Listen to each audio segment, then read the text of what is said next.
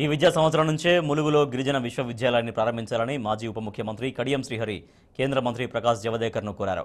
ఉద్యోగ అవకాశాలు ఉన్న కోర్సులను గిరిజన యూనివర్సిటీలో ప్రారంభించాలని విజ్ఞప్తి చేశారు.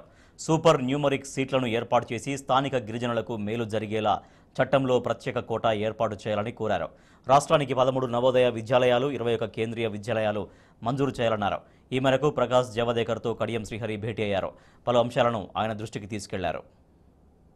2020 విద్యా సంవత్సరంలోనే గిరిజన విశ్వవిద్యాలయాన్ని ములుగులో ప్రారంభించాలని చెప్పి ఆ ప్రాంతంలో ఉండే ట్రైబల్ విద్యార్థులకు ఉపయోగపడే విధంగా సూపర్ న్యూమరిక్ సీట్స్ను క్రియేట్ చేసి ఎక్కువ మంది ట్రైబల్ స్టూడెంట్స్ బెనిఫిట్ పొందే విధంగా మీరు చట్టం చేయాలని చెప్పి వారిని కోరడం జరిగింది. అయితే మంత్రి గారు స్పష్టంగా ఒక హామీ ఇచ్చారు. ఏది ఏమైనా 2019-2020 విద్యా సంవత్సరంలోనే ములుగు కేంద్రంలో విశ్వవిద్యాలయము కొన్ని కోర్సెస్తోని ప్రారంభిస్తాం.